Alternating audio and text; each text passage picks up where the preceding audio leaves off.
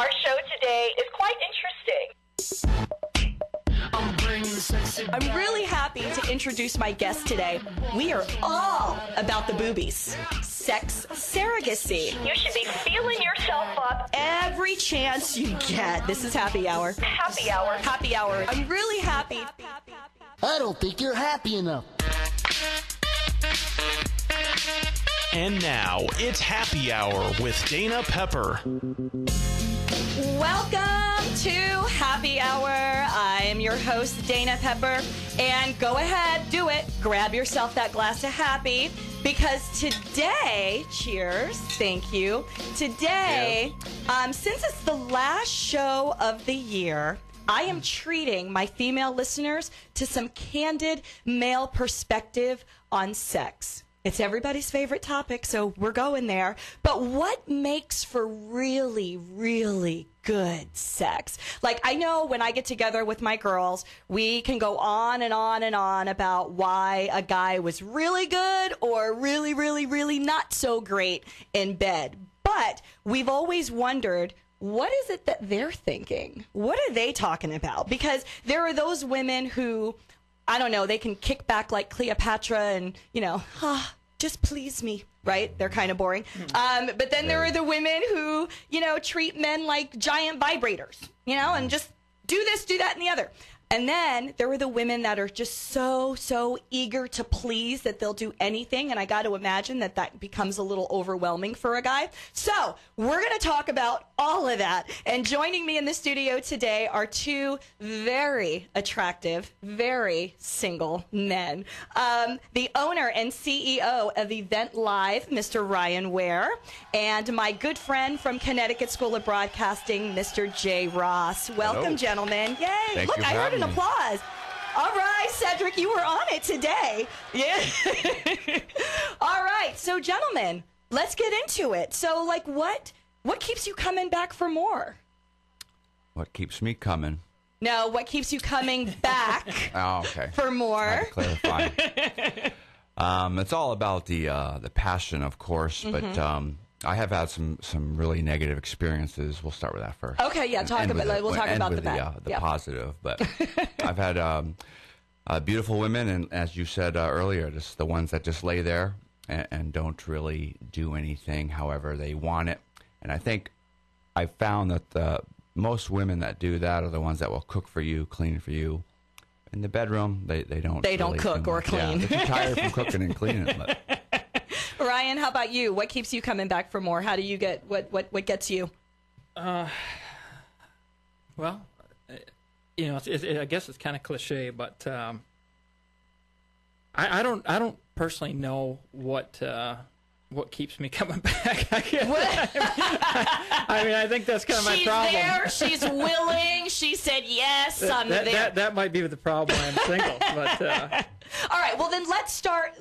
So you guys are familiar with the whole bases, first base, second base, third base, the whole football euphemism. Okay. Mm-hmm. So if we start at the bases, first base, which when I did research, I'm talking about kissing, but I looked this up online and there are girls now in middle school and high school that are like, oh, I want to preserve my virginity, so you're going to have to go through the back door. What's happening in our society where anal is first base? I don't know, but we're talking about kissing. So, what makes a good kiss for you guys? that's an analogy, the study of anal. No, but Cedric, are we allowed to say anal? No, should I not? Should I stop saying that? Are you gonna have to bleep it? I'm just waiting. Okay, I'm just waiting. You're fine. Have the button ready. Yeah. All right. Sodomy and Gomorrah. All right. Jay, what makes for a good kiss? A good kiss. I like a long, slow, deep, sloppy one. That sounds nice. That's what I like. Ryan? Yeah, the sloppy kind of creeps me out. It's, I'm a little bit of a germaphobe, so I really don't go for the sloppy kiss. And to be honest, I kind of shy away from the kissing in general. Really? Yeah. Ryan, you're not a kisser? I'm not a big kisser, no. Wow. No. That doesn't but a kiss You a tells strict you. answer? Yeah, just on the weekends. But a kiss tells you so much. How do you know if Like for a woman, like a kiss will tell us everything we need to know. Like if a guy is not a good kisser, then it's probably not going to go any further than that, because if it's not clicking up here, nothing else is going to click, right? So like agree. there's so much information you can gain from a kiss. What do you do in lieu of kissing? Like at the end of a first date, that at the end of it, what do you do? I'll kiss. Right. I'm not saying I won't. Right. It's just one, I like to be extremely drunk when I do it. I will drink to that. Yeah. Inhibition's down a little bit. But it's not like I don't kiss. Mm-hmm. It's just a simple fact that the whole tongue action and all that is a little bit too much for me at some point. I can't wait till we get to home run if kissing weirds you out. Yeah, okay. All right. So second base. So now we're touching and we're, maybe some over the sweater or under the sweater action or, other things. Like how does a woman touch you and that drives you crazy? Well, it's funny because go back to first base, the kissing. That's how I know that the chemistry is happening. Because you'll feel the tingle. At least I do. Right. I'll feel. I like the tingle. Yeah, the tingle, not necessarily a movement in the jeans or anything, but just that little tingle, and that's what's so important to me. And even having a relationship over years, when you still have that tingle, right. I think that keeps the magic happening. As far as I'm just happy to have a partner, so I don't really worry about the bases. Somebody is participating with me, so I get to touch. They touch me. I'm all good. I have no problem with home runs if I'm by myself. Yeah, the home run's the way to go. Yeah, the home run. So forget the touching. Forget third base, which I guess third base would be oral. I want to know what makes that good for guys too. Like, how does a woman know what she's doing? Do you guys give instruction? What do you do? Well, it needs to be natural, one. Right. If you're thinking about the bases, you probably got a problem. So if it comes off natural, and you're thinking about round and second going to third, there might be a problem. But if it's natural, then it works. Right. That's really it. So okay. It just needs to be natural. Okay. So now we're going to talk about the bases because that's the frame of reference. But as you're moving through the motions, you finally get to the home run. Now what? Like, do you guys as men feel pressured to have marathon sex? Is that an issue for you guys? Not for me, not at all. Well, okay, now is it not an issue because you're capable of it, or because you just don't give a damn and hope you got yours? I'm done. Well, I think we need to clarify. It depends whether it's a one night stand, one night thing. That's not right. That's just mean. Yeah, if it's a one night stand, it's a little bit different than if you have a relationship, because obviously you get to know the person. Right. But you cover all the four bases, and that's foreplay. Four. Right. First, second, third, fourth. Right. Well, but fourth is the home run. Fourth is you're in there. I'm in there. You're in there. But are you in there for a very long time? Like, does it matter how long you're in there? Does that make a difference as to whether or not it was good for you, or does that? If the woman is good, and I was actually discussing what makes her good though? What do you mean if a woman is good? Eye contact. Okay. Discussion, to put it discussion like correct, like dirty talk? Yes. Ooh. Talk. Okay. And just like dirty talk or filthy talk, because there's a difference. Filthy. Oh, you like filthy. See, I can't do vulgar. Dirty talk is kind of sexy, but when it gets like just nasty, filthy, like that's a little much.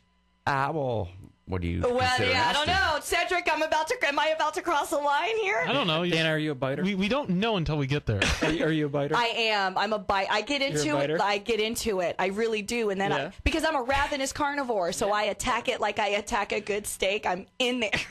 I can see you being aggressive.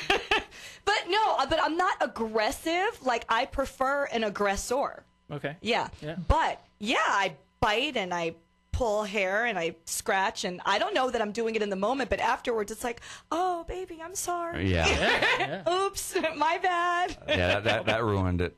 Ruins it. When you did that to me, no. But I've had women that have bitten and it hurts. They bite your tongue, or they lip biters are the worst. Oh, it hurts like hell. Bye.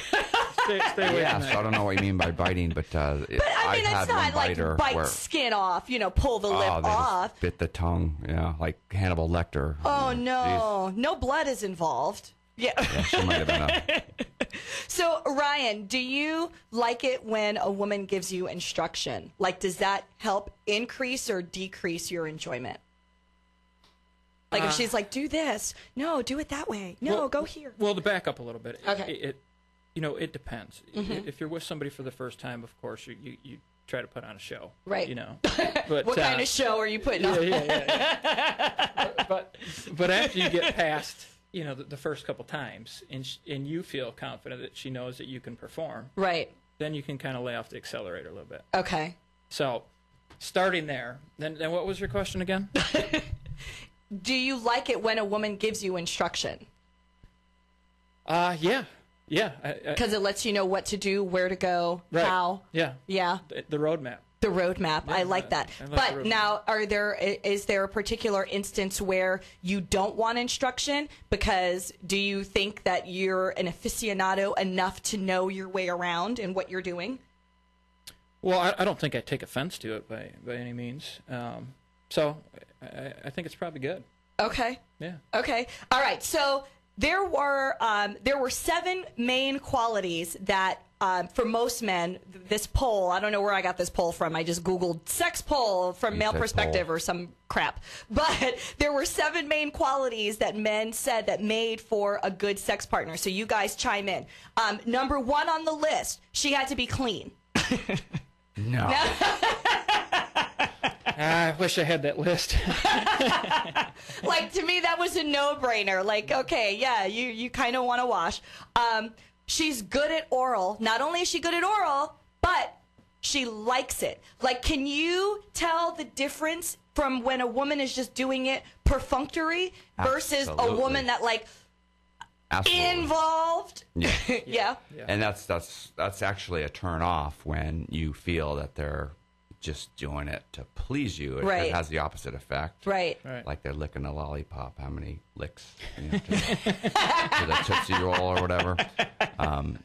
And that's back to the eye contact. Right. When they look at you and you can tell that they like it. Right. But if they're just laying there or if they're just, I'm just doing this for you, that's a turnoff It's for a me. turn I off. don't know Yeah, about you, yeah. Ryan? Yeah, I agree. If they're just going through the motions, and it's kind of hard. Yeah, don't even bother. Don't even bother. Yeah. But yeah, soap Yeah, but is, if soap she is good. didn't, wouldn't that be a turn off even more so? Like, isn't it good that she's just there participating in? Well, you can participate in other ways. I mean, if you're going to be lazy about it, you just need to roll over. Don't Yeah, even bother. Because right, I mean, you feel like if you're not raping them, but you can tell if they're not into it. Right. You feel like you're forcing them, even though you're not forcing them. So that's kind of awkward to me. Like, you don't have to do it if you don't like it. So Okay. So I'd rather not. So next on the list was she proposes new stuff to try, like toys, positions. Like, she's real adventurous about it, and she treats it like a contact sport. Yes. Yeah, that's all. Just yes. Yes. We like that. That's good. All the above. All right, but what about that specifically? Like, is there? How does a woman let you know that she is into trying new stuff? Do you prefer her to drop hints? Does she just come out and let you know she's a freak? Like, because a lot of women, a lot of us, we're just like, well, yes, the sex might be good, but we don't want to put our freakdom out there completely right off the bat because we don't want the guy to think that we're whores. So Yes. we hold back a little bit and ration it out. But, I mean, when is the right time to start introducing new stuff? I think that's the difference between men and women Okay. is not just sex, but women want you to guess what they're thinking, what they want. Men will tell you what they want, what they like. So we should expect men to be like, hey, when are you going to bring up, can I tie you up? that comes I around the spank second you? date. But yeah, I mean, the more communication, the better. And I think that comes naturally, not necessarily before the act, during it. Right. And I think we've had discussions about that. Is when you're in the act itself and things come out of the mouth and into the mouth. Involuntarily and into the And mouth. it's like, oh, okay, I'll remember that for next time. So All right. Well, on that note, we're going to take a break. When we come back, I actually have a call-in guest today. He is he specializes in hypnotherapy, but for couples to help increase or to better their sex life and give them infinite pleasure, he says. So we'll be talking to him when we come back, but also we'll continue down this list of what makes for the best sex ever. You're listening to Happy Hour. Everybody loves a good happy hour conversation, especially when they get a little strange. So I'm looking for the most bizarre or scintillating happy hour conversation you've ever had or overheard. Submit your story and you could win lunch for two at the Center Club. Then listen to Happy Hour with Dana Pepper every Thursday afternoon at 5 to hear the winning story. Go to facebook.com/Happy Hour with Dana Pepper to share your story. And don't forget to like the fan page. Cheers. If you're looking for the ultimate in luxury transportation, look no further than Blue Moon. Blue Moon is on a mission to become the luxury transportation provider in the Tampa Bay area. Providing the best in quality and customer service, they really go that extra mile to make you happy. Let Blue Moon Transportation be your first choice for business or personal, night or day. Book your reservation at 813-258-6666. That's 813 Blue Moon.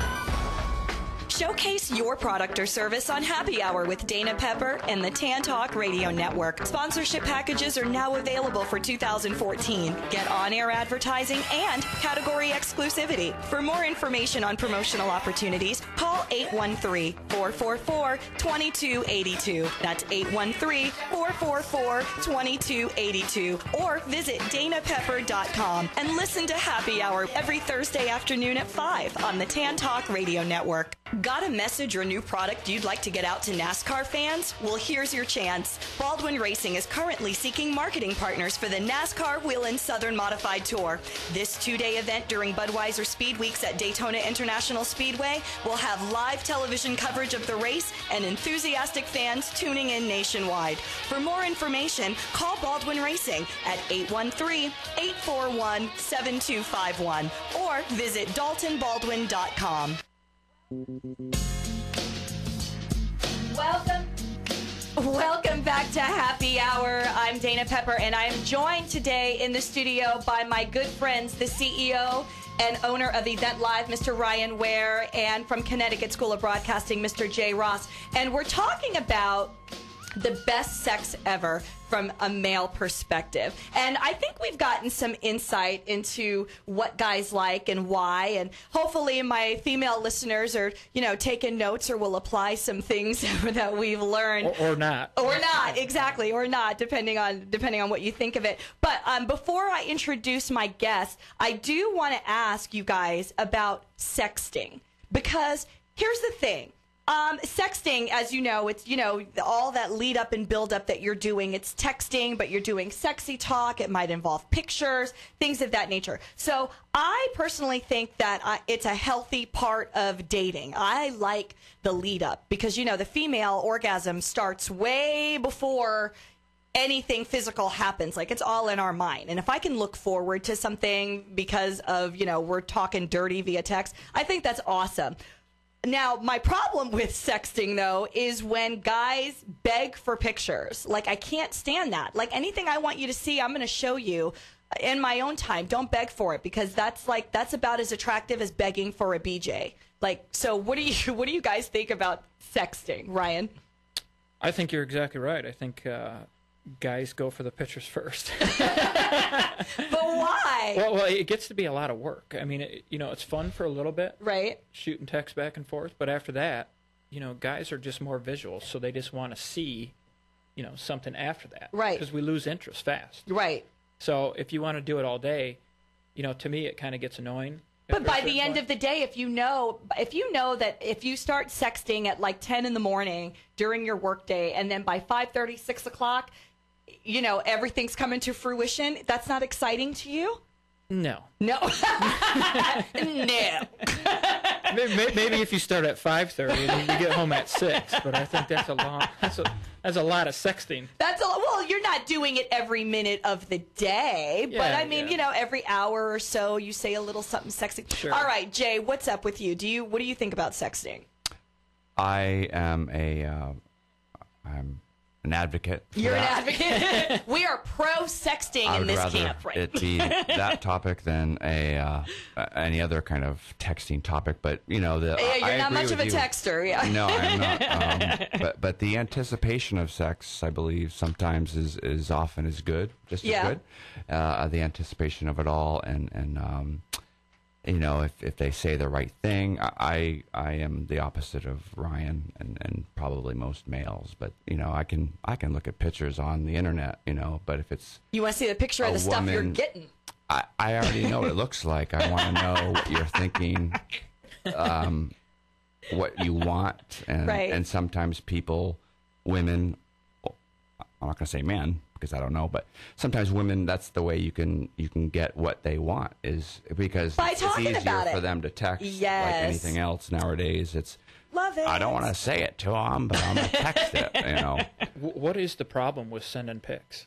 It's not a problem to send pics, but you can't go from, hey, we just had 1 to 3 dates, we're getting closer, we're somewhere in the bases, and now you want, candid pink shots. Like, that's going too far. Yeah, don't be begging me for naked pictures. A boob is a boob, and then what are you going to show? Just a hair or two? I mean, I don't see I what can understand maybe a suggestive lingerie or something like that, but I mean, to just get, some guys want a little too much. It's not porn. I'm not saying get buck naked here. Right. Give a little peek of what you got. A little peek isn't bad, but ladies, I will advise you, if you're going to send pics, always do it from the neck down. You need to have plausible deniability. All right, so do the Anthony Weiner. Right. My guest today is a recreational hypnotherapist, and he is a huge teacher of infinite pleasure and how to attain it through hypnosis. And he counsels and teaches couples worldwide to use erotic hypnosis to spice up their sex life. So we have a lot of questions. So please help me welcome hypnotist Mark Cunningham. Hi, Mark. Mm-hmm. Hi, how are you doing? I am fantastic, sir. How are you? Oh, I'm pretty good. And let me just say that I'm not a fan of sexting. You're not? I'd rather have it happening. No, I'd rather have it happening in my living room than staring at my phone. Yeah, but you don't think the build-up and the anticipation, that doesn't do anything for you? I'm a hypnotist, sweetie. How many girls do you got hypnotized in your living room right now, Mark? Right now? I'd say no more than 2. But good. Out the basement. Away from my living room. So yeah. In cages in the backyard, that's a difference. Okay. So, Mark, when you say infinite pleasure via erotic hypnosis, like, what do you mean by that? What most people define as either their current limit of sexual or emotional responsiveness or even their ideal level of responsiveness is predicated on the limitations they've been bringing into their life so far. Okay. When you teach them how to step out of their self, when you teach them how to stop looking at sexuality with any type of negativity at all, they find that anyone, male, female, doesn't matter, is capable of vast, overwhelming orgasmic response that can easily go on for 15, 20 minutes before they just, pass out. Oh, my God. That sounds amazing. Okay, but why hypnosis? Because, like, for example, I've had, a sex surrogate on the show before that I've interviewed. I've interviewed, sexual therapists. And so why hypnosis specifically? What is it about hypnosis that brings this about more so than other types of therapy? There's a particular type of trance state. I mean, we should stop talking about hypnosis because hypnosis is just a body of technique that all leads to a mental state called trance. Okay. And in this particular trance state, if you are in something called somnambulism, then whatever the hypnotist says or does becomes your vivid reality. Mm-hmm. You're no longer making judgments. This is me, not me, good, bad, real, not real. Instead, it's just happening, which means that someone who's trained in my type of techniques can lead a subject or a partner into a whole new experience that is vivid and real, and it's uninhibited and unfiltered. And then your mind believes it actually has happened, which means that the ways you used in the past to hold yourself or down or hold yourself back just aren't valid anymore because you already had the initiating experience. So this is this trance state. You're abandoning inhibition, and it's making you or causing you to be able to do things that you wouldn't ordinarily do if you were, too conscious or present of mind. Am I getting that correct? Yeah. One minor modification. Okay. It's not causing you to do it; it's allowing you to do it. Okay. See, the thing is, you watch me work, and you think that I can make anybody think he'll do anything I want. Yeah, because my next question was going to be like Jay mentioned that, or the guys here mentioned that it's not, if a woman isn't into, fellatio, for example, then they would rather her not even do it than to just do it perfunctory. So through this trance method, could then a woman be like, oh, no, I love it. This is the best. And I mean, does it change their mindset about certain acts? I have lost count of how many women told me they had some kind of objection about going down on their man, and within 15 minutes, they were absolutely loving the idea, swearing to me that they're just going to... The guys were like, yeah, we're on board with you, Mark. I have to get your information, Mark. Mark, so you would say you are a cunning linguist? I am a well-rounded individual. My skill sets are vast. Mark, are you in the room doing these techniques with couples? Yeah. Really? Yeah. So it's almost like a surrogacy. You're guiding them through this process. Are they performing in front of you? Not unless they want to pay me a lot of money. I mean, I think you'd pay them. I mean, it's You're like a hypnotic fluffer. I've been buying the bottle of Hypnotic the whole time. Yeah. So then how does... I pump up the tires and they ride them. There you go. So then how does it really work? Like, does it work on everybody? Yes. Well, yes and yes. Whoa, my gosh. Well, yeah, it does work on everyone because everyone is human and they have a mind. Right. There are only two things that can block it. One is if they have an IQ lower than 75. Ooh, which then you're talking to canines. Well, yeah, it all ought to be part of your screening criteria anyway, Right. But the other thing is if they're gripped with paralytic fear, if they're absolutely terrified that they're going to blurt something out or I'm going to make them do something evil. Like bark like a dog. Yeah. Or Unless you want oh, my God. It's like, I can show you how to change your sex life forever, and they go, can you make me cluck like a chicken? I go, yeah. Yeah, get out the feather duster. What about low testosterone? Can you get around that? Yeah. If somebody has low testosterone, yeah. Well, when you ask that, I want to clarify. Because I don't suffer from such a thing, but if someone suffers from low testosterone, does that prevent them from getting erections? Is that what we're talking about? Yes. Well, Okay. Basically, what happens with low testosterone, there's no conversion to dihydrotestosterone, which controls your sex drive. So guys with low T, or as they get older and their testosterone declines, they can find their drive decline. And if you want to approach it simply as a chemical imbalance, then you probably ought to get some supplementation. Right. But the truth is desire is a mental phenomenon. So erotic hypnosis helps with this. Absolutely. Do you find most of your patients are women? Not to be degrading or anything like that, but I know that there's 24 drugs for sexual dysfunction for men, and it doesn't seem like there's any for women. Is there? Is that why hypnosis works guys, so good? There's no drugs now. There are a couple that are in final clinical trials. But actually, the reason that it is true that almost everybody I work with are women. But it's mostly because women are much more oriented, much more accepting of reaching out for help. Guys are basically, I got to tough it out, or I'll just spend the bucks, buy this pill, I'll have the mechanistic answer. And they put the power in the drug, right? Which is really wild. You ought to put the power. Magic button. There you go. Mm-hmm. All right. So, Mark, for people that want to find out more information about erotic hypnosis and you specifically, where can they go? There's a website. It's www.renegadehypnotist.com. that gives a really good overview of who I am, what I'm up to, gives sample videos. You can watch me work. You can see testimonials from the women I work with. Oh, wow. Yeah, and if Rated you R? just want to click on...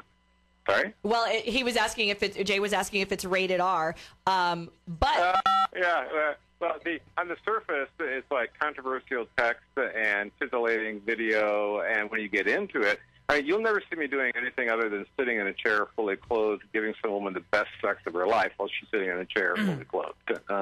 Obviously, the techniques are not restricted to two people sitting in chairs. Right. It's just there's a limit to how much I want to put on video. Like a friend of mine says, sometimes it's video, sometimes it's Gotcha.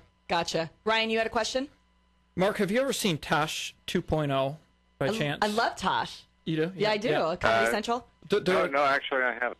There was a guy in a similar industry, and he got on there, and his basically finishing move was called the anal cranal. Oh, God. Explain. So what he does, it's probably a little bit different than obviously your techniques, but he is more into the massage type stuff. But it's all it's all stuff in the mind. So what he does at the end is he spreads. They lay down, face forward. Here we go. He spreads her legs.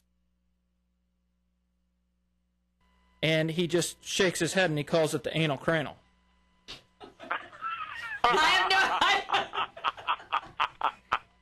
I'm pretty sure that wasn't covered in my graduate No, but, they don't teach you that. Okay. Only Tosh. Damn. Anal Yeah, cranal.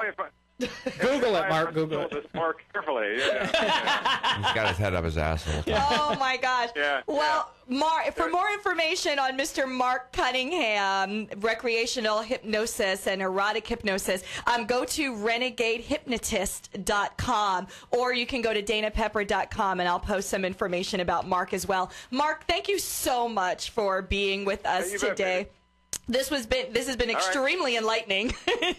Nice meeting you, Mark. Yes, and talk to you later. Bye. Thanks. Take care. Bye-bye.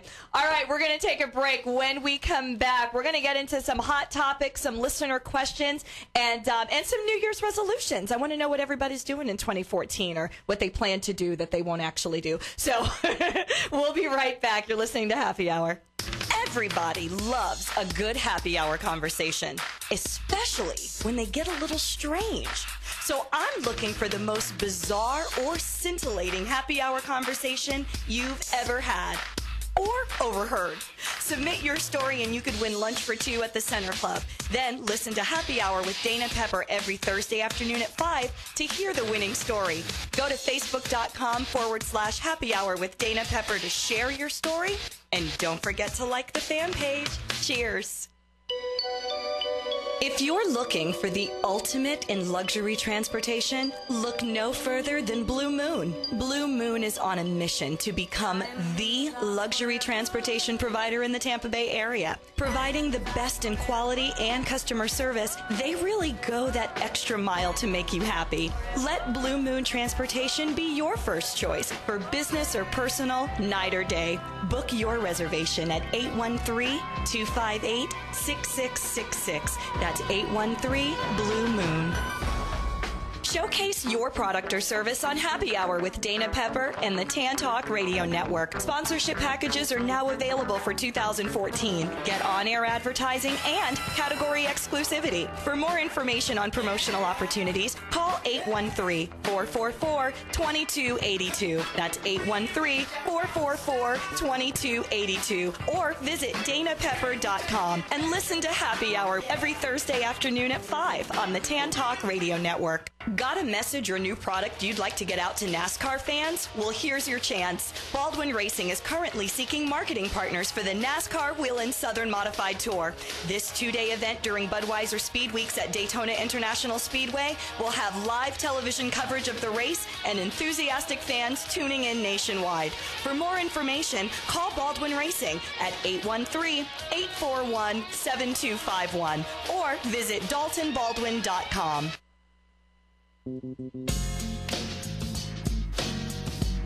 Welcome back to Happy Hour. we just had an amazing session with erotic recreational hypnotherapist, Mr. Mark Cunningham. For more information on him, go to renegadehypnotist.com. But, okay, so I want to get into some hot topics. Cedric, that's your cue. Hot? No, I'm working. I like you hot totally messed that up. We'll pre-record it before next time. Yeah, okay. Hot topic. There we go. All right, so one of the listener questions is, for New Year's, what do those who are single do at the stroke of midnight for that New Year's kiss? Like, are they supposed to just hide in the bathroom? Like, where are they supposed to go? What do they do? I'm asking you guys. Keyword is stroke. That's what I've been doing. Yeah. Stroke. Okay, that solves it. Go, Ryan. Well, I don't know why they don't go where everybody else goes. I mean, any bar that I'm at, the single girls find single guys at New Year's. And just make out with them? Well, they won't be making out with you because you're not into kissing. Yeah, exactly. Do you push girls away if they try to make out with you?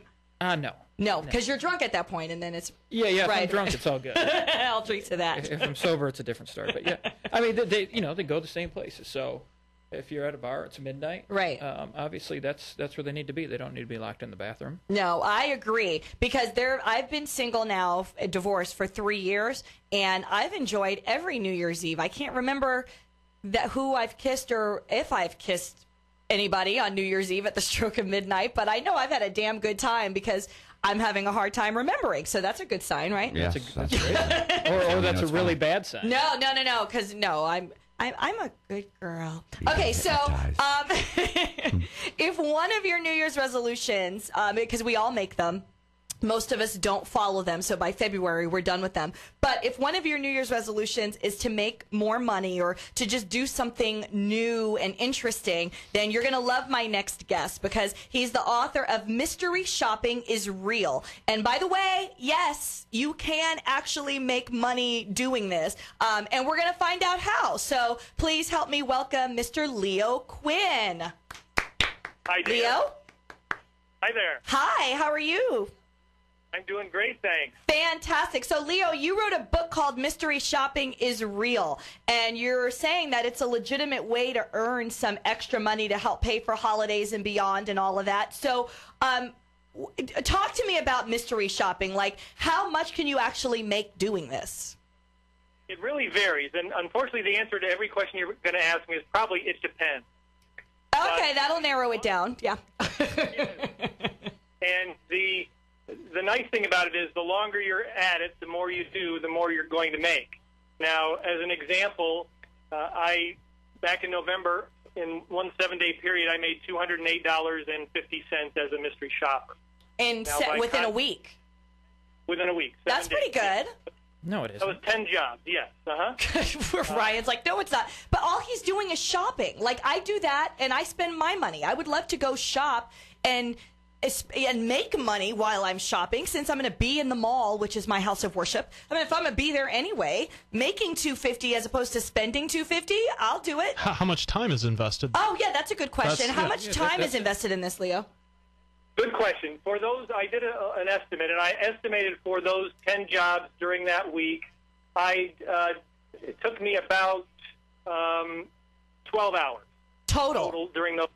Yes. 12 hours worth of work for $250. That's not bad if you're just doing something you're going to do as a hobby anyway. If you're doing it anyways. I thought he was getting in his car, getting all prepped up, and going to mystery shopping.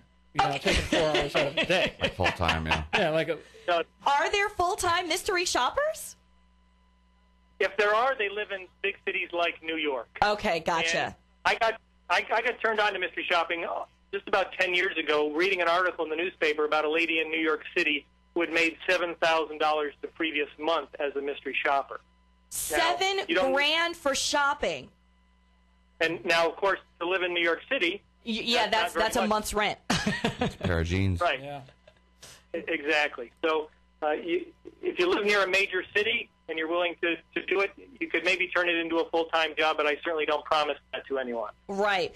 Okay, so I did some research on mystery shopping, and if you go on like Career Builder or what these job sites, they have mystery shopping jobs there, but there's always a disclaimer from the job board saying, be careful, this is a non-traditional job and it might be a scam. Why does mystery shopping have such a reputation as being a scam? To a person in my real life, when I mention mystery shopping to people, they will say, "That's a scam, isn't it?" Right. And I think it's because the media likes to hop on stories of little old ladies who got a check in the mail and were told this was going to be a mystery shopping job. All they needed to do was deposit that $1,000 check in their bank, and then when the bank said it had cleared, then wire $700 of that $1,000 to somewhere else, and you got to keep the $300 as your mystery shopping fee. Oh, no, that's such a scam, though, because, that check is going to bounce. What happens is 4 days later, the bank calls back and says, "Hey, lady, that check you deposited bounced." Yeah. So now they're going to take that $1,000 back. She already took out a $700, so she's now down $1,700. Oh God, that sucks. So any mystery shopping job that involves you wiring money anywhere is a scam, and you should avoid. Okay, so a lot of those exist, not just for mystery shopping, but I mean there are all kinds of jobs where people are warning you about not participating in any check scams and frauds and things like that. But then give us some examples of like actual mystery shopping jobs. Like who hires mystery shoppers? Well, my favorite example is McDonald's, and McDonald's Corporation hires over 46,000 mystery shoppers a month to go into their stores, both the drive-through and the walk-in, and evaluate how long it takes you to get waited on. Is the food warm? Is the coffee hot? Are the drinks cold? That type of stuff. Well, I'm sorry, go ahead. So you'll get reimbursed for your food, and they'll pay you $7 or $8 to do the job. How do they come up with the $7 or $8 number? Is there any science behind that, or is it just throwing a dart at a board? Good question. And in a lot of cases, that number is negotiable. But I don't know how specifically McDonald's does it. But particularly this time of year, as the year is winding down and the schedulers are desperate to get jobs done, they will give you bonuses. Huh. So normally they give you 10, so if the job's not filling, they'll make it 20 and 30, and they'll go until somebody says, "Okay, I'll do it." But I don't know the science behind how much they'll pay. Some of them are very odd. Okay, well then how does somebody get hooked up with a mystery shopping job? Like, is there a website for mystery shoppers? Because I didn't know that McDonald's was one of those companies. I had assumed that it were big retailers like department stores, Macy's, Dillard's, those type of places, or even new home builders. I know they at times hire mystery shoppers to come in and evaluate, the service of the people manning their model homes. But how does someone who has no experience with this find a job as a mystery shopper? Well, I'm looking at a list right now of around 66 different jobs in the Clearwater area. Ooh! When you did your research, did you do all of Tampa Bay? Actually, no. I just did within 10 miles of zip code 33755. Okay, so how did you find that information, and how do my listeners find that? I'll give you some examples. There's a company called Bear International. It's BARE. Okay. International. They've got a website, bearinternational.com, and they hire mystery shoppers. They're hiring somebody right now to go into an electronics store and say they want to purchase a $5,000 to $10,000 television. Now, you don't have to do it. This is an example of mystery browsing. Right. Okay. But, they'll pay you $10 to go in and evaluate the salesperson. Now that's on the lower end. There's another company called Amusement Advantage, and they hire people to go bowling. And that's fun. Typically, they'll pay $50 to $75 to have you go bowling, but you actually have to, out of that $50 or $75, you have to take out the fee to bowl, the shoe rental. They want you to buy some food and an alcoholic drink, and they want you to play some arcade games. So you're not going negative. You're going in the negative. You're not going to make any money on that. Well, it's a night out. True. So instead of paying $100, you're only paying $75. So that's an example of a reimbursement where your only fee is getting reimbursed for the shop, and that's at amusementadvantage.com. Okay. So all the companies that hire mystery shoppers do have their own website, and you would go there and you'd register and you'd give all your information, and then you could access what's called their job board. And the job board, you type in your zip code and how far you're willing to travel from your zip code, and it'll give you all the available jobs. Awesome. And what's that website where people can find these jobs? Yeah, amusementadvantage.com is one. Okay. And Bear International is another. Those are the two that I have experience with, the two mystery shopping companies that hire in your area that I have experience with. And that so you know are legit. Yeah, you're going to get paid and all that. And but there's not like a general job board for mystery shoppers? There's not like a career builder or monster.com for mystery shopping? Well, I think those are I've never used those personally, but that's certainly something that your listeners can look for as well. The thing about mystery shopping is there's always links to other mystery shopping sites when you go to these places. Okay. They're all working together, but there's just a nice varied site list of jobs in your area, including there's one I see here. I haven't worked with this company, but they want you to go to a local beauty school and pretend you want to be a student there and evaluate the admissions process. Ah, that sounds like it would be fun. So, Leo, where can we go to get your book, Mystery Shopping is Real? Well, you can go to findshoppingjobs.com, findshoppingjobs.com, and you type in your zip code, your zip code, and it'll give you an idea how many jobs are there. You can request my free shoppers information pack to give you some more ideas about what the industry is like, and you go from there. So findshoppingjobs.com. Fantastic. Well, Leo, thank you so much for being a guest on Happy Hour today. This was very insightful. And so for anybody looking for, some extra holiday money for shopping or just extra money in general, if you're going to be in the mall or if you're going to be shopping around, why not get paid to do it? Every little bit helps, in my opinion. So, Leo, thank you so much, sir. You have a great and wonderful Merry Christmas. Thank you, Dana. You too. Thank you. Thanks, Leo.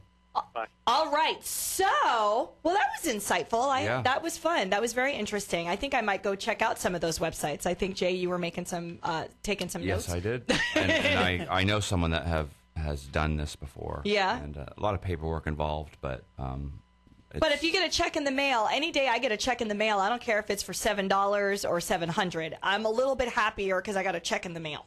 You know what I mean? Yes, and I'm pretty sure she got reimbursed even for food. She got reimbursed. Well, that's for awesome. Food, but if you're getting tires or a TV, that's a little different. But yeah, I agree. So so New Year's is coming up. I know Christmas is next week, but yay Christmas! But let's talk about New Year's.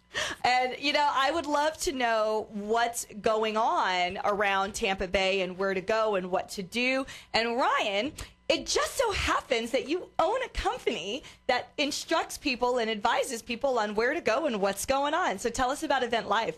Sure. So what Event Live is, we have the largest database of events in Tampa and St. Pete. There's a website. It's www.eventliveus. You got to put the US on it, .com.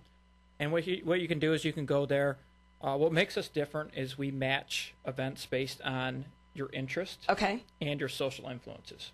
So you can pick categories. So if you just like yoga in the park and concerts, we'll deliver that. So we kind of cut the noise on that. Nice. The other thing is there's a mobile app which you can download in Google Play or Apple, and you can view all the events going on around you within a certain, I think it's like 25 miles. And I love that because I have the app, and I was able to keep in touch with people while I was at Bourbon and Brew Fest. That was just a couple weeks ago.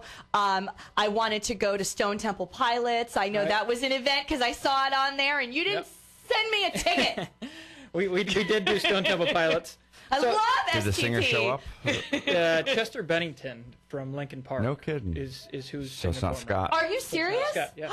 So I they didn't got know Lincoln Park that. singer. Yeah. Oh, yep. wow. Yep, they got Lincoln Park singer. Every time I've actually the past 2 times they've come to town, I did not get tickets because I told my buddy, I'm like, watch, Scott won't show up. Right. And he never did the past 2 times in Tampa. And I think that's why they got rid of him. But overall, it was a good concert. So and Event Live kept everybody aware and engaged in the event. Sure. So what it is on the mobile app side of it, it is a social network on the top. Then on the back side, it's all the event details. So anything from, on that event, it was bands, band bios, ticket links, different files that they had. They were sending push notifications to the crowd to let them know about meet and greets, things like that. Then we usually hook up with a major brand. So that one we hooked up with Miller Lite. Okay. Miller Lite's giving away things. We're running things through the live stream, so it keeps everybody active, engaged, and it's a great way for everybody to network. But then again, it's a great way for everybody to have, all the event details in the palm of their hand. Right. So I strongly suggest if you're in this area, download Event Live, and you'll never miss an event again that you want to go to. That's awesome. So I have signed up to be an affiliate for Event Live, and I'm looking forward to it because I've been waiting for something so that I don't have to go and text 20 different people. Hey, so what are you doing this weekend? Hey, what's going on? Right. Hey, where are you going? Right. Now I just use this app, and it's amazing because I get downloaded on absolutely everything that's going on, and then I can just decide to go, and whoever wants to go can show up with me, but that's where I'll be. Right, so, right.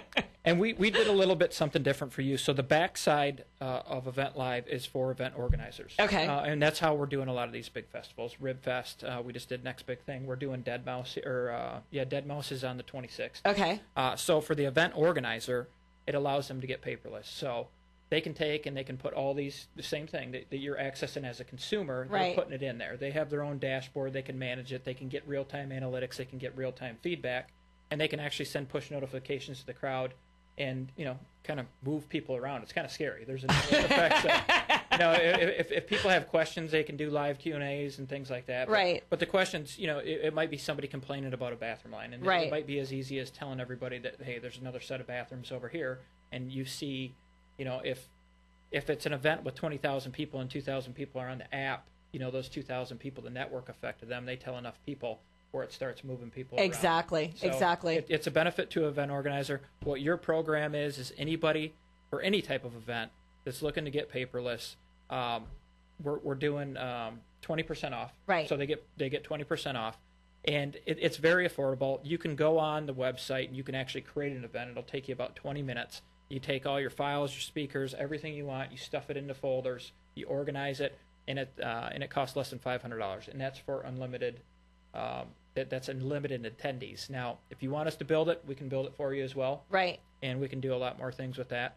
But that's really how you going to come into play with your code and all that. Love it. So I am looking forward to you helping me this weekend or next weekend, right. Upload all of this information to my website so people can get more information and participate, because I think Event Live, it's going to revolutionize the way people interact with each other with events. So I think this is fantastic. So thank you so much, Ryan. Thank you for having me. Well, I tell you what, Cedric, where am I on time? Do I have time for one more thing? I've got 3 minutes. Yeah. Okay, so real quick, I want to talk about this Howard Stern thing. So I'm a big fan of Howard Stern. I'm not trying to be Howard Stern, although being a very successful broadcaster wouldn't suck. But I love Howard Stern because he did this contest called Get My Grandpa Laid, right? So the winner of this contest, his name is Johnny Orris. He's 86. He wins this contest. He's about to head off to the Bunny Ranch in Nevada, where prostitution is legal. But he's about to go have sex with these two prostitutes. He's 86 years old. This is like a dream come true. Talk about best sex ever. He's about to have it. He decides to go to a restaurant and have dinner, chokes on a steak, and effing dies. Wow. How much does that suck? Are you kidding me? That sucks. And then, so the owner of the Bunny Ranch says, well, this is the saddest day in Bunny Ranch history. It was great of Dennis Hoff to be, apologetic. But the restaurant owner, he was like, well, who's going to pay for this guy's $250 tab? Right? Okay. That's my rant. Should have had the menage a trois before the filet mignon. Before the filet mignon. Why would you? That's like an Alanis Morissette song. That's just ironic. You win the best sex you're ever going to have, and They're you don't get to have it. Choke on the bone, not him. That's true irony. That's hysterical. All right. Well, that is it for Happy Hour this year. No. Yes, I know, right? So we're going to be back on January 2nd, 2014. I'm looking forward to it. I want to thank my sponsors, Baldwin Racing, Blue Moon Transportation, the Center Club, AL Saland Insurance, everyone who supported me in getting Happy Hour up and running. It's been an amazing experience, and I'm looking forward to a fabulous 2014. Thank you to my guests and my co-host today. You guys were the bomb. Thank you so much. And most of all, thank you to all of the listeners and fans of the show, because it wouldn't be Happy Hour without you. So go to the fan page at facebook.com/Happy Hour with Dana Pepper and follow me on Twitter at Dana Pepper Tampa. All right, my toast. I wish you all a very Merry Christmas and a safe and prosperous and happy New Year. I'm Dana Pepper. Cheers. Cheers.